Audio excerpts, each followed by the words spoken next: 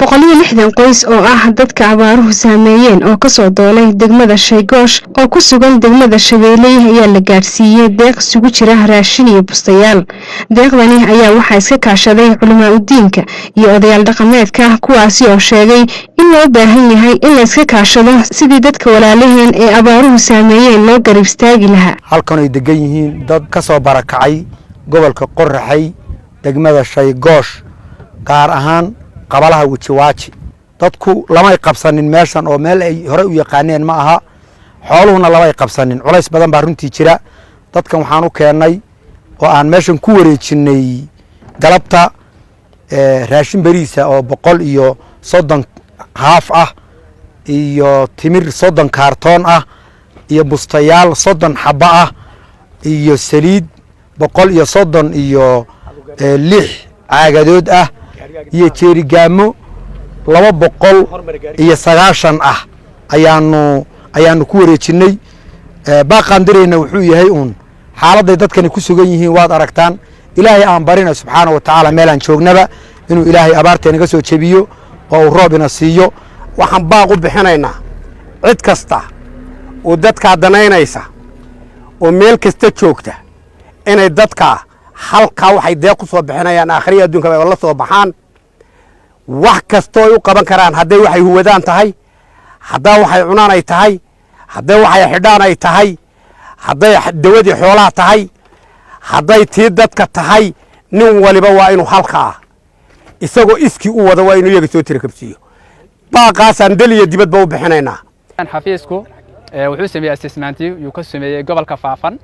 dad badan oo waxaan ku dhahay goboladii ka yimaaday oo soo barakacay baa ku wada sugan marka waxa weeyaan qaab nooc baa looga jawaabay qaybo badan oo laga jawaabay way jiraan qaybo badan oo hadda jawaabteedii la wadana iyaduna way socotaa oo ay ka mid tahay dadka halkan hadda jooga waxa weeyaan xafiisku hadda wuxuu soo gaarsiiyay raashin isagoo oo kaashanaya waxaan ku dhahay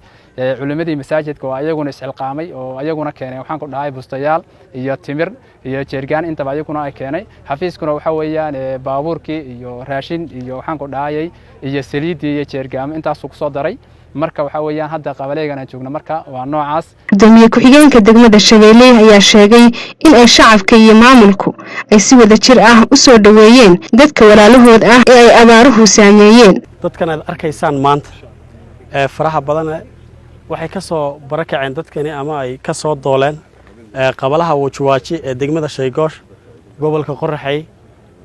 dadkani intan kaliya ma waxa jira dad fara badan oo degmada ku sugan dadku aad bay u badan yihiin 24 santar degmadu ka kooban tahay dadku way wada joogan marka dadkani maadaama xaggaas abaaro badan ay ka jirtay dhibaato badan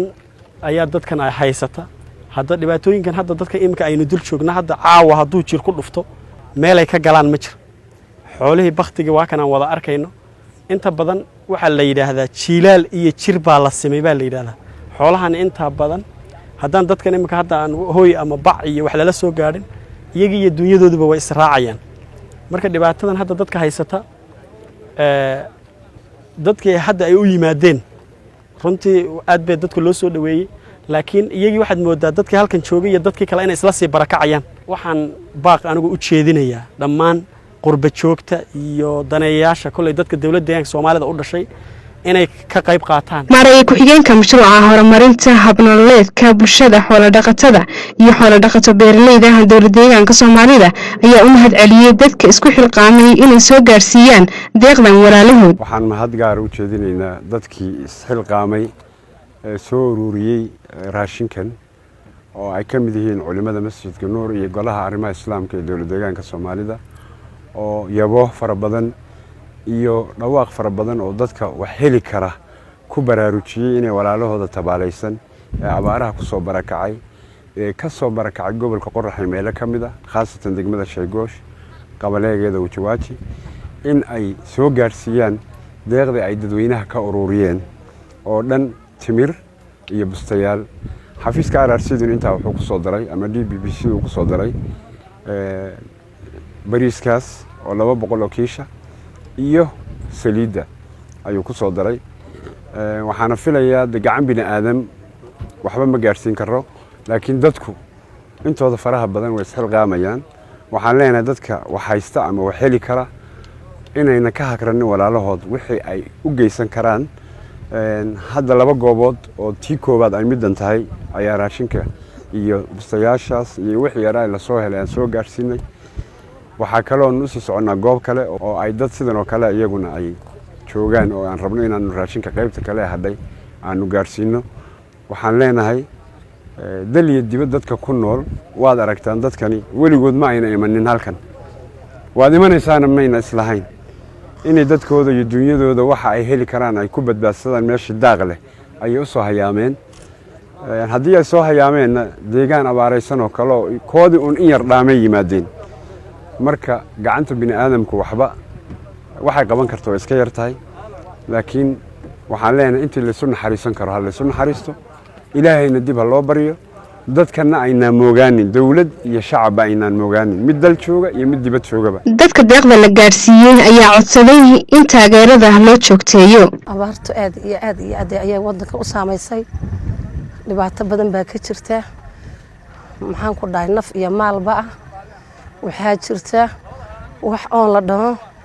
waxaa jirta kala dalka kac in badan oo intaasoo kiiloomitir baan soo soconay. haddana maxaan ku dhawaadna aragtaan meelaha aan ku noolahay dhibaatada dhaxanta, maxaan ku dhahay hadda adhiyaho meesha naga abaaraysan oo dhimashadiisii abaareed uu bilowday, biyo la'aan. maalintii maxaa la jiidayaa reerkiiba dhowr 10 neef oo adhi ah oo abaarta ah. waxaan u baahanay gargaar degdeg ah.